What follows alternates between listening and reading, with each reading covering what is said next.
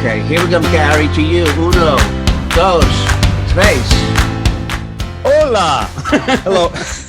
Hello, everyone. Welcome to the Gary and Kenny Show. I'm Gary Kroger, and I am in Waterloo, Iowa, and Ken Seisler is in Calabasas, California. How are you, pumpkin? Oh, that's so sweet. I'm fine.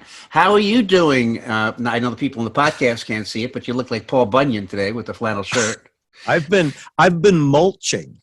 Well, I've been mulching. Our trees. Tis the time of the year to mulch. Tis the season to be mulchy. Yeah, I've been mulching, and it's 32 degrees, so it's literally freezing now. Wow, it's okay. Wow, that's. You've forgotten, haven't you? You're a New York guy, but you've lived in LA. You don't remember this, do you? I just came back from swimming outside. Right. Yeah, I know. I don't remember it. But during the holidays, I really do miss it. During the holidays is the most wonderful places to be, is where there's foliage. Yes, this is a sentimental side of you that I don't very often get to see. And honestly, I'm in my flannel, I'm in my jeans. I was outside mulching and raking, and people have their pumpkins out. You know, it's not Calabasas, the city of pumpkins, or whatever that means, but it looks like fall. Yeah. And we know that Thanksgiving is coming, and then, Hanukkah, Christmas. Yeah, there's a sense of so what are your plans for Thanksgiving? Getting the hell out of here. Really? Is that what you're doing? Yeah, it's cold. No, I love so much for all the beauty and the wonderfulness and the mulching and the flannel. I got to get the fuck out of here. I love Thanksgiving. I am the guy that invites as many people who will come over, make the turkey, love it. Love it. Big table, kids table, whatever. That's what we're doing. Love it. This year, my older brother and his wife, who live in San Diego, they are cruise people. You know what cruise people are? Oh, right. I? Absolutely. And I have cruise stories. So if you have cruise any stories? time, I have They are cruise cruise stories. people, and they cruise so much with Holland America that over the holidays, they got 4 free tickets. They got frequent floating miles? Only you would come up with frequent floaters. So they invited me and my wife and a couple from England, actually. So I'm taking my wife to the Mexican Riviera. It's also her birthday this week and Thanksgiving, as a gift. Well, it's a good thing we did. We worked on your Spanish counting since you're going to be down there. So Thanksgiving's going to be in Mexico, huh? Yeah, Thanksgiving is going to be probably in Mazatlan. Now, but they don't. Obviously, they don't do Thanksgiving down there. I don't. You'll probably. Why wouldn't they? Thanksgiving. Why wouldn't they? Yeah, but even of course the Pilgrims, yada yada yada. But every culture seems to have a fall festival, a fall recognition of family and warmth. You kill a virgin. That was what we way back in the day. I think we put someone in a volcano. Yes, that's what. But so anyhow, my guess. Are you going to be having turkey for Thanksgiving if they serve it on the ship? Okay, probably. I'll bet. You're going to be literally on the ship. You're not going to be like on shore. The ship. I don't know. We go to Cabo, on the ship. Mazatlan, I'm sure everybody's going to dress up like a turkey. They're going to do a whole thing. I'm sure. Yeah, the equivalent of gopher or the bosun's mate will probably dress up as a turkey. So we are doing the big Thanksgiving. Okay. Do you always do it? Our houses, yes, but our family's expanded now. Now I have. Yeah, you got babies. There's literally going to be 18 people. What do you call a little Seisler? What would that size be? Kenny? Pre-Seisler? No, I think they call little size. I'm the little Seisler. Kenny. Sorry, I missed that. Yeah. Okay. All right, little Kenny. So what? You're the turkey guy. You make the turkey. Here's my point. When I was growing up, this is you hate me for all these stories, my old stories. Getting turkey on Thanksgiving was a special deal. No other time during the year. You sure you didn't read this in Charles Dickens? I just see you pointing at the big Christmas turkey in the window. No, but I'm just saying the turkey as a meal. You never had turkey other than that Thursday. Basically, yeah. Okay. Yeah. What I'm saying is now, I'll give you what we eat out here. On Monday, my wife we'll have turkey burgers. Okay. Tuesday we will have turkey tacos. Okay. Wednesday we will have turkey meatballs. Right. We have food that aren't necessarily what they are, but they identify as something else. Right. Right. You have gender fluid food. Friday we will have turkey sausage. Uh-huh. And boy, am I looking forward to next Thursday when we're going to serve turkey. Turkey on the carcass. Yeah. So I'm trying to help it. There's nothing special about this having turkey. I have turkey every fucking day. Can't I have something different? Why do I have to have turkey? Well, since this is a couple of things here. We have a guest, Joe Sill, the director, and we pre-recorded it, and we'll roll that out in a little bit. But this is kind of... How'd that turn out? What, the show? I thought it was great. He was such a fascinating young man. Yeah, but again, I'm going to encourage people to watch it on YouTube because they'll get to see his work. They'll get to see his work. But he's also an interesting young man to listen to, ambitious and worldly. But this is our Thanksgiving show, so we want to wish everyone a happy, safe Thanksgiving. Is there a song? Is there a Thanksgiving song? Christmas has songs up the Christmas, Hanukkah, yeah. No, I mean, but does Thanksgiving have a song? I don't know. It has a dance, the turkey dance. I don't know. I don't think so. Surprise. Hey, but since we're on the subject of cooking and you cooking, which is this is a God-given segue, Kenny, and you're talking about you make the turkey and stuff. I check you out on Facebook once in a while, right? Because I don't always know what's going on. Here's what you posted the other day. I'm sure you remember. This is Ken Seisler on Facebook. I just cooked a New York steak on a skillet. I had not done it on a skillet before, so I Googled instructions. The instructions said that I should let the steak rest when I take it off. The steak is now resting. Steak is now resting while I write this. I don't want to disturb the steak while it's resting. It has been through a lot. It has to be exhausting to be seared, cooked, and flipped. I apologize to all those people that hate me because I'm eating meat, but it's not like I'm not letting it rest. All right. Well, that obviously gave me a chuckle or two, and you probably got. I responded to you. You responded, yeah. No, most people remember what I said. Yeah, most people found it funny. And again, and the reason that I was thinking that was because I was literally had just taken off the skillet, and it said let it rest. So I was staring there. I couldn't eat. I was hungry, but I needed to let it rest. But to attribute the word rest to this inanimate object seemed a little weird to me. Yeah. Well, I mean, it's one of those Kennyisms that we make this connection between you and Larry David all the time. Well, yeah, things that the rest of us consider quite simple and easy to accept, they're troublesome to you. Are you looking for the response? Yeah. So a lot of people thought that was funny, but I have a friend, Steve Oakes, who's been on this show. I know, who's very funny. You know, Steve. I think Oakes and I are better friends than you two are now. Oakes and I connect all the time. Oh, okay. Well, it's not like I'm jealous a little bit, but no. Anyhow, no. But Steve is I don't know if what's the most, I think he eats fish, but that's it. He doesn't eat meat. And he's not a vegan, but he's a vegetarian. A vegetarian, I think, whatever he is. And I respect it and I think it's wonderful. And by the way, I support a lot of stuff he does, but he's really anti-meat. Yeah. So he wrote back, eating factory farm steak is a crime against all humanity. That's the end of his post?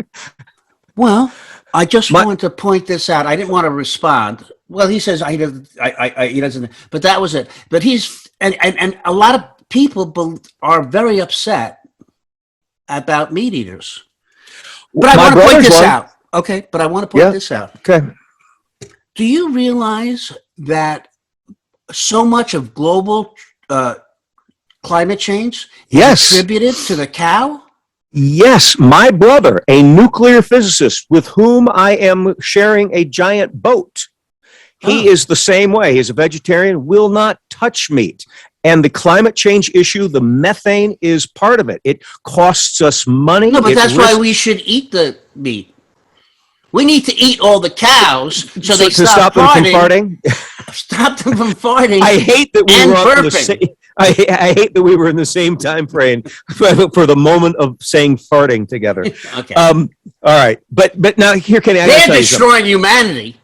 They are. He's talking about us destroying humanity. You know how many cows are out there farting? It's the methane. They fart and they burn methane, and that contributes. That contributes gigantically to the issue. So you're saying let's reduce the cows by eating more faster. Thank you. So it's the other end of the spectrum to reduce the methane. Ken, you might be alone among climatologists with that, but you know what? I respect your opinion. Just a thought. Can I say something? Because I got to say something. Because you throw these things out there like letting your meat rest, and of course I read it and I find it funny and your way of looking at things. But always when you do that, there's a part of me that goes, okay, but should I explain to Kenny what it actually means? Because letting your meat rest, besides being a euphemism for post-masturbation, the idea is because the constricted muscle begin to relax, and that evenly distributes the juices for a more tender and flavorful steak. Did you know that? That's why you let it rest. Why am I letting it rest? Could you run that by me one more time? The constricted muscle fibers relax when it rests because they've been constricted. When you call it constricted muscle fibers, it really ruins my appetite. Well, if I knew it was all those muscles and were doing that, I probably would have pushed the steak away and said, yes. And what it's doing is letting the juices. The juices are what? Blood. Yes, that's what we're eating. Blood and muscle. But you let it rest so that it's actually more flavorful and more tender. All right, we're probably. I just wanted people to know that at least I let it rest. All right, I'm like one of those people that takes the steak off and just starts eating it right away. Right. You care for the steak. I let it rest. As I do this case, I let it rest. I think we're best to let it rest. In fact, I think this is a perfect time to bring on Joe Sill. Okay. I think this is a nice time. People really want to hear from this fellow. I did have cruise stories. Oh, we're going to have 10 minutes after the riff here, Ken, okay, after our interview. So with no further ado, please welcome an interview we did just a few days ago. And I can talk about the word ado, because everybody talks about no further ado. I'd like to see, if you had more ado, what it would look like, if you were able to go further. With no ado, please welcome Director Joe Sill.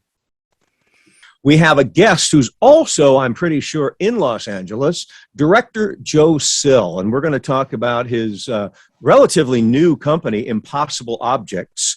But I want to talk about the films he's directed, like Stray, for example. And, well, first of all, let's say hello to Joe. Joe? Hello, Joe. You're on. I'm bachelor number 2. But I do want to say this before we go forward.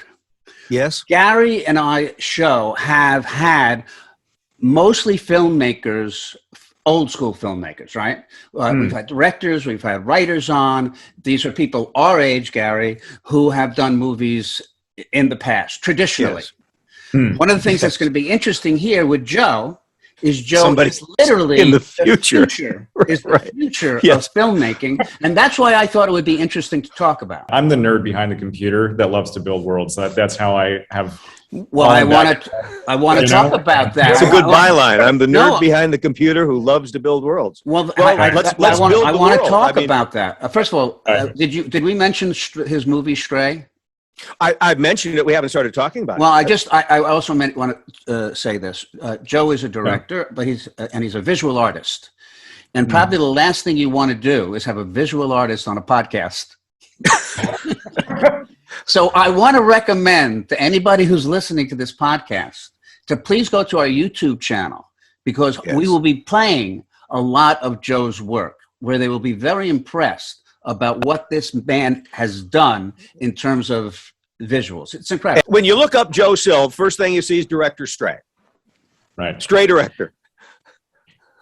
Well, it's interesting. I think, Stray, with a lot of unpacking, was my film school after film school. I got an opportunity to make a feature film, which in and of itself was an endeavor. It was a $7-million independent film where I got to work with wonderful people. I got an opportunity to work with fantastic actors and talent across the board. And so it was my film school after film school. That's how I look at it. And I think now I can safely say I am a world building filmmaker, and that's all I ever want to do, because that is just how I feel comfortable with storytelling. Speaking of building worlds, he's building one right now, based on a short that he had done. Who's that? Tell us a little bit about that project. Right. Well, the project's called Autonomous. We're developing it as a TV show right now with Stampede, and they are basically, the show is if you took the rogue motorcycle gang of Akira and placed them in the world of the autonomous freeways of Minority Report. That is the general ethos. It's definitely a story of a resistance against autonomy, and also just like the conversation about what we are dealing with now with our kind of ever escalating scale of automated technology. It's happening everywhere around us, and there are pros and cons to every bit of it. And so I think it's equal parts the thrill of the motorcycle scene from The Matrix Reloaded, and it's also the contemplation of Black Mirror. But so, I mean, if you were to imagine like a Tesla or an Amazon, taking these major cities like Detroit, Los Angeles, New York, and turning them into smart cities, what does that look like, and what does that do, and how many people does that displace, and what happens to the displaced? Where do they go, and how do they respond? By the way, Gary can ride a motorcycle. Oh, really? Yes, I can. Yeah, yes, I can. If you're looking for a middle-aged fossil from old Detroit, I'm your guy. I'm your actor for that. Cool. Yeah, former game show host. Yeah. Just want to put this seed in your mind. Yeah. And by the way, I'll be Gary's manager at that point. No. But because I just want to jump on to something he said, which was Tesla. Okay. And yeah, I don't know about Nike, but one of the ways that he also raised his profile, and I think is also an important career path for anybody who's still interested in doing this, on spec. He created an ad for Tesla that finally got eyeballed by Elon Musk. And that's that cool. got him work. And I think, did you do the same for Nike? It was, I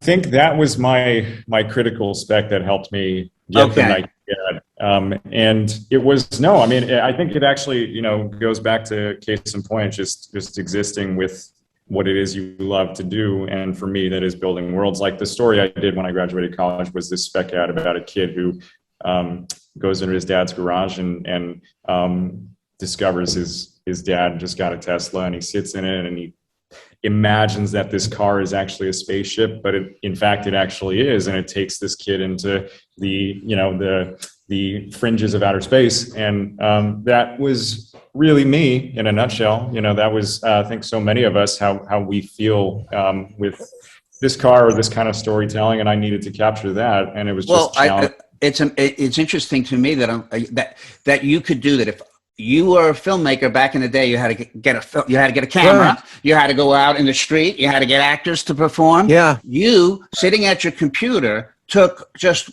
artwork or whatever from whatever resources you could do, and you could create this amazing, visually moving story without ever having to get a camera, right? Yeah.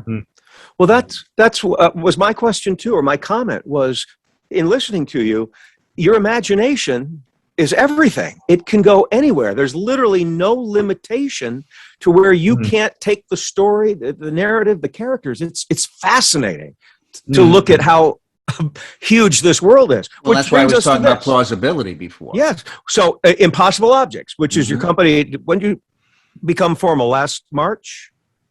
pretty much the start of the year. We'll talk about Impossible Objects then, and talk about what this company does. I went to your website, and I want an Aston Martin now so badly, I can't breathe.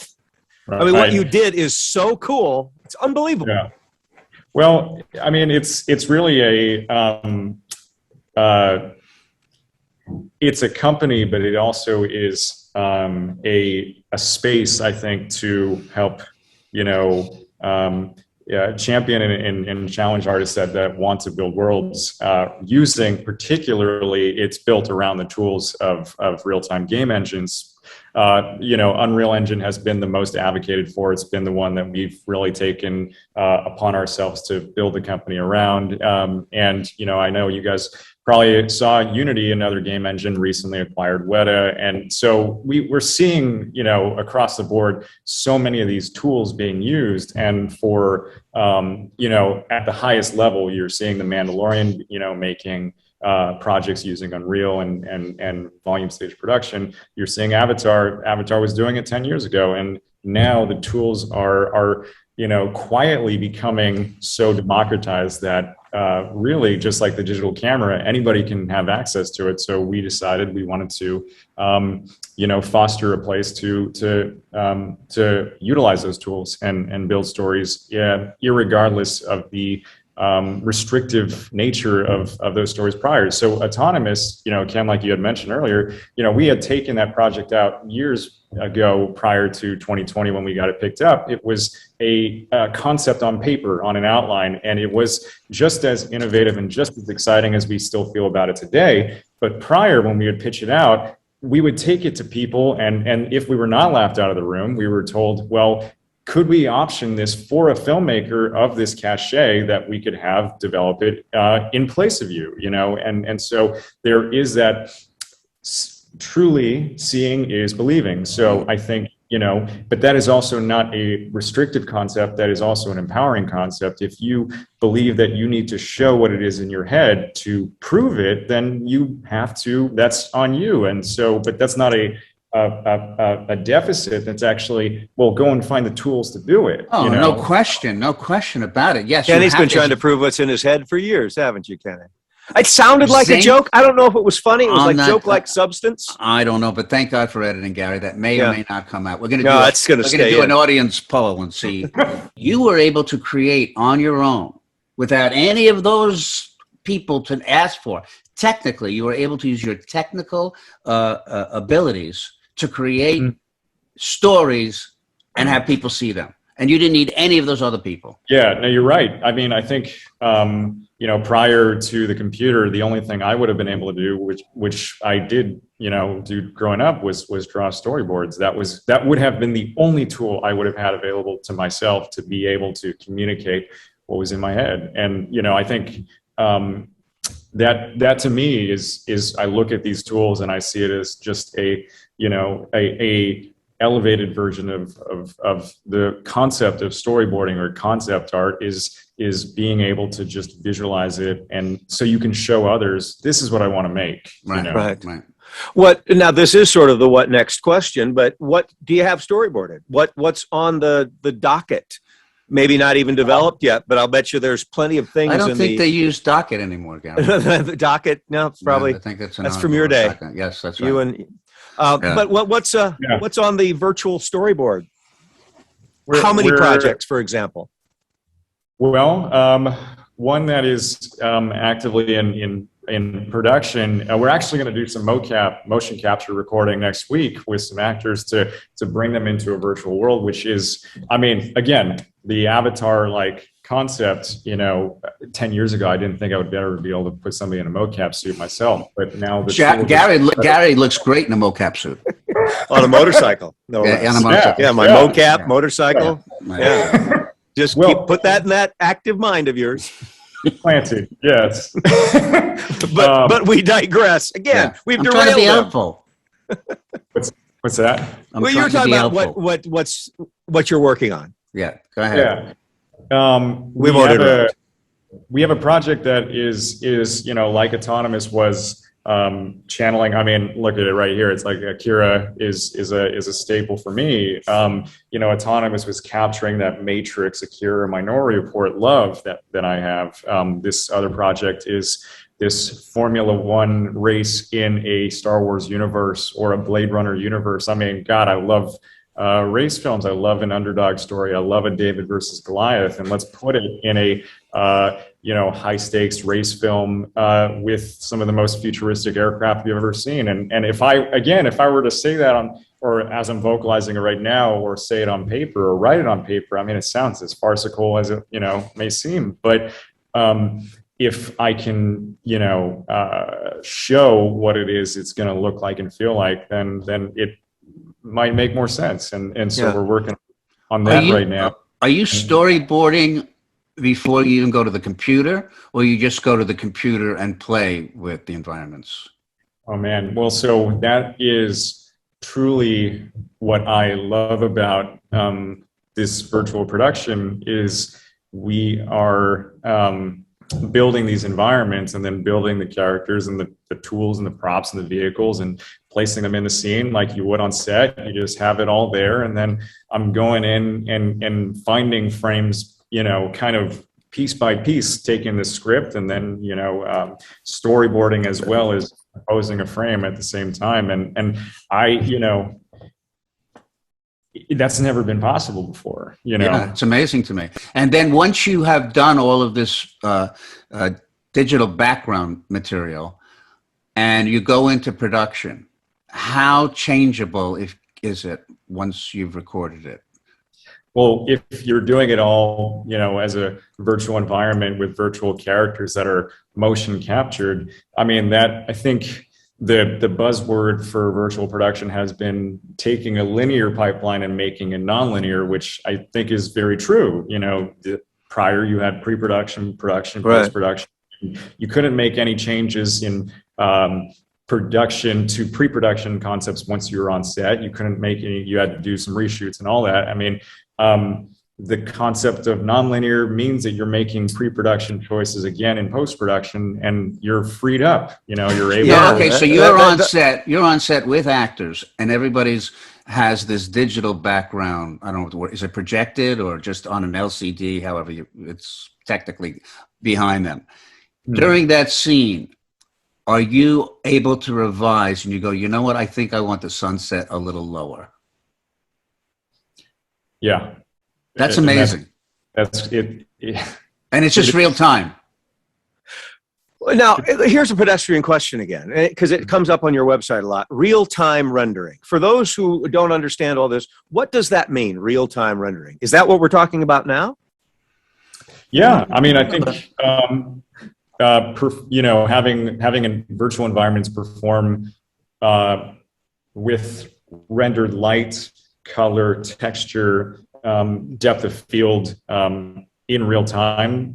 If you move a camera in different places in the environment, it's still rendering that color, light, and texture out, so you're not stalled or waiting for it to appear. That's what it is, and it's the same concept of if you were playing, you know, Far Cry and you move your character over, it's still rendering and performing in real time. But it's all done from a keyboard, right? A guy sits at a keyboard. I'm assuming you're using a keyboard, and and you as a director goes, you know what? I use as a director. Is that what you said? I said use. When I was back in the day. Okay. Use. So you as a director say, I don't think it should be done at daytime. Can we make this nighttime? And how long does that take? Well, I think the ability to move your virtual sun is as quick as a finger, and if you want to move lights around, you know, you can do so pretty damn quickly. Especially if you're planning for a nighttime look prior to set, and you just want to flip it on. You just, you know. So the economic advantage here, the time that there can be gigantic savings and efficiency. I mean, that's an obvious statement, but this is industry changing, isn't it? Hopefully we'll be alive to see it, Gary. What do you think? When I was a boy, I remember reading in a science magazine that I would be the first generation to live forever, that the science would actually get to a place by the time I was ready to die that they could regenerate myself. How many years do they have left to come up with that? I'm guessing maybe 40, but the point is we don't always know where the science is. There can be predictions and we're not always correct. I mean, well, go ahead. Here's a scary thing is that I truly, I'm sure you saw Facebook change their name to Meta recently. The concept of the metaverse is becoming an inescapable conversation point. You know, everybody's trying to race to make this virtual universe a reality, which is terrifying. I think it's really terrifying. But it's also just as fascinatingly, using the same technology. The game engines are powering a race for a metaverse, because you guys have seen Ready Player One. That of course, people are trying to manifest, and that's absolutely terrifying. But it also probably could mean people could live forever there. You transfer this knowledge into AI, right? And would there be consciousness? I mean, this is a whole new podcast where we're going now. Well, I think I'm going to live forever on Facebook, because now when people die, did their Facebook page just stay up? Yeah, unless there's a possibility that my grandchildren and their grandchildren and the children beyond them are going to have access to my Facebook page. Well, Lorne Michaels once said, everything you do, and this is going back to the 70s, goes in forever, in perpetuity, out into space. Every little thing that we've put on camera in your Facebook page hasn't reached Alpha Centauri yet. So yes, I don't really care about the people on Alpha Centauri. I'm concerned about my great-great-grandchildren seeing my Facebook, Gary. Fuck Alpha Centauri. All right. All right. I believe. I want to ask another question. Okay. May I? You may. He has a world to get back to, Ken. No, I want to know what he hates, what he dislikes. Besides this podcast? Okay. In terms of films that you see that you go, I saw Dune. Did you like Dune? I thought it was a visual feast. And did you like Dune? That's a carefully worded. He said it. It was a visual feast. That means he didn't care for some aspects of it, but visually it was a feast. I'm your interpreter now, Joe. But you know what? Okay, so I hate those type of movies. I enjoyed the visual. Now I saw, and I think I mentioned to you, Gary. Did you see Shang-Chi and the 24 Virgins or whatever the movie was? Right. No, I didn't. Shang-Chi. Oh no, the 10 Rings. The 24 Virgins were a visual feast. No. So you didn't see that one, Joe, right? I did. I did. I thought that was fun. It was good. Yeah. Why? Because the characters were funny and the story was funny. Worked for me. Okay. So I cared about the people. I cared about the characters. Very easy to care for. Now, I didn't like the original Dune for the same reason. This did not improve upon the original's flaw, which is that we kind of don't care. Now, you're an independent filmmaker in the world of independent films, in that community. And are there independent filmmakers or films that you have seen recently and you go, that's an independent film that I think did a great job? Or is there also, and I do have an opinion on, certain independent films that have come up and risen up that I don't care for? So I'd be curious to see what your feeling is on the genres or people and what the mistakes are or things you love that independent movie makers are doing and those that you may not care for. I will say, like, the things that I've seen recently that I've been very inspired by, an independent film that I really loved was Minari. I did really, truly love that. I loved it too. I thought that was fantastic. Very perceptive and understanding, that it was introducing a new voice to a very tried and true story. And, I would say I didn't hate it, but I watched Squid Game, and I'm sure everybody, we've all been hearing about it. Yes. What fascinates me is that people are responding to this project as if it was the first time this story has ever been told. And I truly am like, but guys, like, Battle Royale came out like 20 years ago. Hunger Games was an entire series about this concept. Like, right.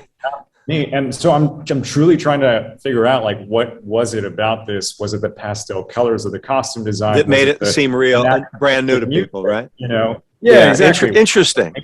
But it's very interesting that you deconstruct these things and ask these questions. But do you think it had anything to do with the time, and I'm going to use this word, the zeitgeist, Gary, help me? Zeitgeist of the time, where people who going through the stress or whatever, that somehow this concept, which was Hunger Games, that this show was, I don't know. It's like, do you know the #1 movie at Netflix when the pandemic hit? Which one was that? Eddie Contagion. Coming to America, right? No, Contagion. Oh, yeah, that's right. The movie about the that's pandemic. To me, it was like when I heard Contagion was what everybody was watching. I was like, "What the fuck?" Well, but I also think that's because there was nothing else to watch, and it seemed to a network exec, "Here's a good idea." They put it up there. Well, it worked and it attracted an audience, and I'm wondering if there was anything about that what that movie is about, which resonated with people. Well, yeah. I mean, for me, I watched it for that reason. I watched it the day I landed back in the States, March 14th, the day they had the official travel ban. And the first thing I did was I watched Contagion. I was exposure therapy. I needed to see it. Yeah, I mean, that's interesting. To me, that didn't work. So I think there are some. Well, there may be no science though, because total escapist things work too.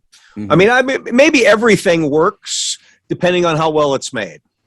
I mean, that's a stupid statement, maybe, but maybe it isn't. It's like you do it right. You tell the story. If you care about the characters, I can't. It's a visual feast. I can't wait. The subject matter. I can't wait to get a virtual co-host. This is just. Can you do something with that for me, Joe? Could you make Kenny, we can talk about that. Yeah. Anyhow, Joe, do say hello to my son if you ever see him. Tell him to call home. And remember, I do ride motorcycles. And he lives good in one of those motion capture suits too. A digital motorcycle. Yeah. I ride digital. Yeah. Hey, Joe, thanks so much for giving us your time. The best of luck. Well, thanks for sharing the time. I do appreciate people that are thinking, in the same space. So thank you. All right. Great. See you later. Soon, Joe. Bye-bye. Can we did that a few days ago, and I'm watching it again. Joe Sill is really a fascinating young man. Well, I suspect one day he's going to have a major hit on his hands because he's one of those directors that will probably get a giant franchise science fiction movie. Of course he is. Well, that's exciting. Okay. Ken, you know what I'm aware of that I don't know if you are. Mm-hmm. That we get viewer mail. You ready? Yes. Yeah. But people write. But it's viewer email. It's viewer email. It's viewer posts. It's viewer posts, YouTube, Reddit, and things like that. I've accumulated accurate because I don't want people to be deceived. Right. Here's the first question. I don't understand this one. What is with the Selena Gomez pics? What does that mean? That's me up here. That's Joe Biden and my son. There's no. Did we put it on the YouTube thing? Maybe he saw pictures of her in the YouTube. Was that with Carly and the universe? Did she look like Selena? No. I don't know what that refers to. So whoever wrote that, we have no idea what you're talking about. Here's a good one. How did you this is directed at you. This isn't direct. How did you and Gary meet? So since it's for you, how did you meet me? Well, I was doing a show called Comic Strip Live, which was a Fox show. And so we were looking for a host. I went to see Gary was performing with David Fury. At the Tamarind Theater. Yeah. Tom Virtue. And who else was in that? Tom Virtue, Sherry Bilsing. I think that was the cast at that particular time. Yeah. And they were doing sketch. Judy Nazamitz and her husband, Mike Colasuno. That's who. That was the truth. And I thought they were hysterically funny. And one thing though at the show was I had plenty of stand-up comics on it because that was what the show was about. But we didn't do anything in terms of bits. There were no bits. So I thought we would bring Gary on and he and David Fury and a bunch of these other people and Paul Barras and Mike Rowe was working for us at that time. Mike Rowe. And we started to introduce a lot more bits and me and you clicked and I thought that I really enjoyed it. And I know the first few shows we played with things. I remember one show is we thought, well, I just got this job, but I also had a date on a Saturday night. How would I play? We had some nice concepts, but it didn't last terribly long before I was basically just coming out, welcome to Comic Strip Live. And the next comic, we sort of let it go. Well, we did because it was the thing that was we just weren't set up for that. It's like I think you have to kind of either be a sketch show or a stand-up comedy show, but they didn't. I think we learned that, right? It's a different audience, or even though everybody can enjoy both, not necessarily together. And I would have to agree with that. But anyway, that's where we met. We've stayed in touch, but we really got back in touch, big touch, when you came out this way 4 years ago. Yep, 5 that's years right. ago. I did a cross-country trip, which I would love to repeat, and I encourage everybody else to do it. I'm going to do it. You're my inspiration. Boy, I'll tell you, that feeling of freedom, of having no place to be at any particular time, Yeah. no responsibility, and just decide to pull off the road at any given time and just visit a place or a site with, I mean, I just, while I was doing it, I was like, I don't even remember having this feeling before. Yeah. Of being just like completely free. Eating what you want, so much less turkey. Yes, so much. Wasn't that a relief? But yeah, it was great. It was a great trip, and I would like to do it. And I will say this, before I did it, and I announced to people that, I'm doing this trip, I'm visiting friends, I'm going from Alabama to back east to this place and that place, Chicago, Colorado. People would PM me, is there something wrong? Is this like you have cancer? I thought that too. That's what I thought, Kenny. Oh my God, he's on a death tour. Right, I really thought that. Exactly. I may have even asked you. Oh, you might have been the one. Okay. And you told me that. And when you came, you had the idea that we do a podcast. Now, at that time, it was going to be totally political. Do you recall? Mm-hmm. We started out being a political podcast, which was great, but not as much fun. No, it was just become another hour of us being mad and depressed. Yeah. Well, that's how we met. Now, here's a question for you. Mm-hmm. Why do you crouch in your seat? It's got to be for you, because I don't think I crouch. Maybe I do. Okay. Crouch or slouch? Well, it says crouch. It might be why you crouch in your seat. Yeah. Let's crouch. It says crouch. But, crouching is, slouching is this. Right, that's slouching. Crouching. Crouch. I don't know. Maybe it's for me. I don't know. No. I'm just trying to get closer to the microphone and the camera. I don't know. We don't know. Do I look like I'm slouching? Well, not right now. How do I look like I'm sometimes you get a little hunkery. I get hunkery. Sometimes you get a little hunkery. I will admit to hunkery. All right, and I am right now. What studio got rid of Ken for sitting with the crew? What is that reference? Oh, I had told a story when I was on this show.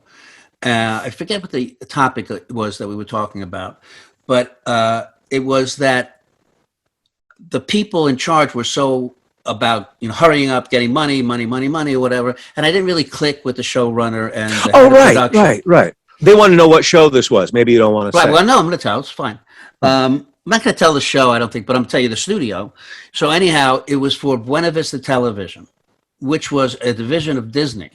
Right. And just as an aside, so it was Buena Vista Television that was the thing. Disney, which everybody loves, Disneyland is the most wonderful place in the world. Disney is the happiest place in the world. Some places, and not all places are like this in Disney, but at Disney is, when you go there, they are not nice. They have a building there that is all. Have you been to executives? The building? Yeah. Have you been to their building? Yeah. Oh yeah. It's the giant gargoyles. They have gargoyles of the Seven Dwarfs. Of the Seven Dwarfs, they have the Seven Dwarfs and all the characters, but they're like inside the building, and they look like gargoyles. It's scary as hell as you walk through the hall, and these columns, which are shaped like these Disney characters. And so, anytime I went to Disney, it was just. It was scary, and they were one of the toughest. And this conversation I had with a lot of people working for them and Buena Vista, absolutely the worst, awful experience. Really, they were just really dark, mean people. Now, I will tell you this. Well, no, I mean I can say that now. Mean people. This was a bunch of they were. And all they cared about was money. Money. Yeah. Everybody does, but they were really crazy. Yeah, and they liked when they didn't. Certainly had it tough. But I will say this. I did also work for the Disney Channel. Now that's different, right? Totally different. It's under the Disney thing, but Disney Channel people could not. Because that's what I've heard. I've had lots of associations. Well, that's a good distinction. Yeah. A comment here, again, you need Kenny to sue Larry David for stealing your act. I know people. I make the connection all the time with you. You make it, yes. I think there is some similarities. Have you been watching it this year? Yeah. You asked me what I think? Yeah, no. I liked the first one very much. Mm-hmm. I thought the second was a little strident, and I thought the third was a bit slow. Well, here's my opinion. It's become a parody of itself. A little bit. And I can promise you Larry David is aware of it. He doesn't coast on anything. He's very critical. But yeah, you're right. It's using the conventions that it created. It seems for the sake of the convention rather than right. He argues original. about everything, and now where it was like funny and now it's like to a certain point I'm like irritated by it. Right. Like, So it's every conversation doesn't have to be an argument. Right. It's a little bit like, let's get to what everybody loves about Curb. Let's get to what everybody loves about Curb. Let's get to whatever. Yeah, I have that feeling. It seems a little over the top, and he needs to. He's a brilliant man, but you don't want to lose likability with the audience. Well, there's 8 shows to go, or no, 6 shows to go. Here's the thing, because I was being critical watching it, but I thought to myself, but I'm still laughing out loud more than any other show. I'm still drawn to Larry David. No, I mean, I grant you, at his worst, he's better than 90% of other TV shows. And so absolutely. I have a feeling it will progress as the season goes on. There's one last question, and this one is for me. Did Gary really do MDMA, actually MMDA, which are often called Molly's, ecstasy last month? And is he still doing it? Well, yeah. Viewer, I actually did do ecstasy with my wife, and I will say that we had the most wonderful time at a jazz club listening to music. It was wonderful. Yeah, but that's not the best part about it. The sex? Yes. Is that what you mean? Yeah, that's the best part. I didn't want to embarrass my wife. It was all fantastic. And I know that my kids listen to and watch our show, and I'm not saying to anybody, do drugs, but I'm always reminded of that old Louis C.K. joke. It says, how do you tell your kids that drugs don't solve any problems when actually they solve all your problems? Because during that little window of time, life is ecstatic. But what I would say is, as I'm trying to dig out of this hole as I'm promoting drug use, is in a confined, safe environment with someone that you trust and love, this was the first time in 20 years I've done something like that. Well, you feel guilty about this, don't you? Well, a little bit, because I'm talking about drugs. And but all we watch on television is people selling us drugs. Everybody's selling us drugs, but it's addicts and pushers and things like that. I mean, I am. So it's who you buy it from. So really, your advice to kids should be... It isn't who you buy it from. My advice is... Make sure you have a reliable hookup. That's what you're... It's your purpose. It's your purpose. Our purpose was to hold hands, make out, listen to jazz, and have everything, and it was beautiful. Will we do it again? Absolutely. And I'm good. Are you high right now? I'm asking you just seriously, because I know you like to get high. No, I'm not. But I mean, this idea. So run by me again. What was the result of taking this? Give me exactly those things you just said that made you felt wonderful. You had great sex. Yeah. Wouldn't you, if you went to the doctor and you said, "Doctor, I would like to have great sex, be happy, feel." Can you prescribe Molly's? Yeah. What would be why not? I would have to agree. Why not? I mean, again, all things in moderation. All things. You can't do this every day. Otherwise, you're reliant on that to be happy. Oh, okay. Basically, your self-chemistry should motivate you. Okay, so kids give you the facility. Kids out there, if you want to be happy and have great sex, eat your vegetables. No, not eat your vegetables. Occasionally to take Molly's. No. Yeah, but, and Gary's point is if you want those things, do it in moderation and buy it from some credible source, somebody that you know. Well, yeah, that is true. And this was from a friend, and we're not a bunch of drug addicts. Anyway, look, I hope we get mail for this, even from people who say, how could you say that? I hope we get Molly's. I hope we get Molly. Well, should we give a mailing address? It's a worthwhile conversation. Now, let's put that away because we don't have a lot of time left, Kenny. You mentioned earlier that I'm going on a cruise. This is kind of new to me. It's gigantic. Let's first of all, when you're like, you get the Sunday. We leave Sunday. Okay. Come back the next Sunday. Have you been on cruises before? I was on an Adriatic cruise it was an ocean liner, but nothing. A third the size of this one. You know, a lot of very liberal environmental people, they don't condone cruises. They want all cruises to go away. Because I imagine that's a whole lot of floating toilets. gasoline. There's floating toilets and oil. That's what they are. They pollute the ocean. But I don't want this to ruin your trip. I don't want you to feel guilty when you're on the boat. The takeaway from this show is we promote methane, cow farting, expensive waste in the oceans, and drugs. Well, I'm just pointing out. We are morally, ethically incorrect. Well, I'm just pointing out as far as your cruise thing is like. Well, I'm still going. You should, and you should. Now, my cruise that I went on, we went to Alaska. We went to see the glaciers. Oh, cool. It was great. And the best part was Wednesday was all you could eat crab leg day. That was unbelievable. But that crab that they brought on, though, sounded like you had fisher people, bringing crab in and up in the Great Northwest. No, you're on this ship and you're fucking in Alaska. I'm just trying to imagine it's the freshest crab. Yeah, in the no, world. it probably came you're from up in Alaska. But the big thing about this cruise through the glaciers and through, I think it's Ketchikan or the islands around Alaska, is it's a wildlife place where you can go to see wildlife and whales. Yeah. So there's whales here, and so you get into a section, and then you see the hills over there, and there's bears, and there's deers, and there's moose, and there's antelope. So we get into this section, we're on the boat, and I'm looking off in one direction, trying to see something, and I hear from the other side of the boat, whales! So I Kenny run takes across. I get to the other side of the coast, and I'm like, where? And they're like, no, there was. You just missed it. And then I hear from the other side of the boat, bears! Moose! I knew it. I run over, and you missed the moose. The moose was gone. I hear, bear! It's all about patience. Basically, you got to plant yourself, and when you heard whales, you should have said, fuck the whales, I'm here to see moose. I didn't know that. I kept or the other way around. I didn't see it. And at dinner that night, everybody's going, did you see the giant hawks? No. No, I missed it all. No, and then there was all these dolphins going across. I said, no, I didn't see them. No.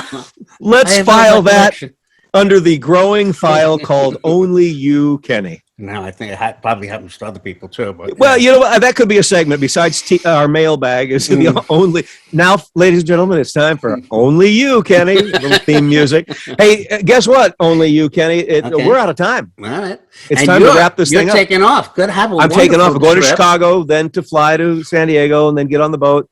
Blah blah blah. Come back real same quickly. Way. Will you be able to access the internet? I don't know.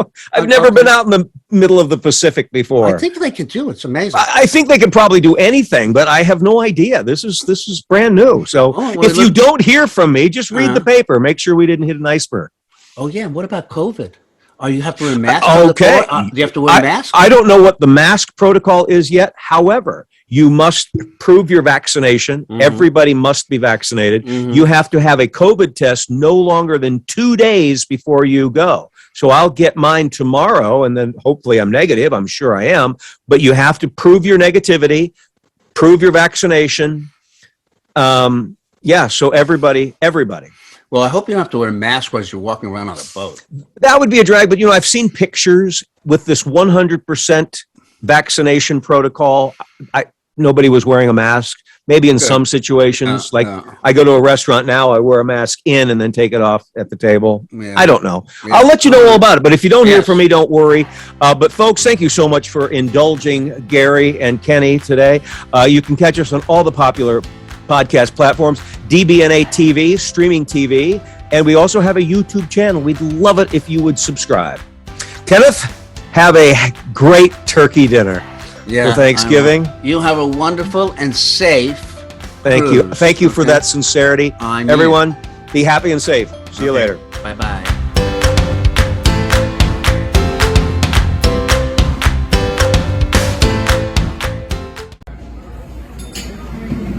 Love, exciting and new. Come aboard, we're expecting you. The Love Boat. Soon it's another run, the Love Boat. Promises for everyone. Set a course for adventure.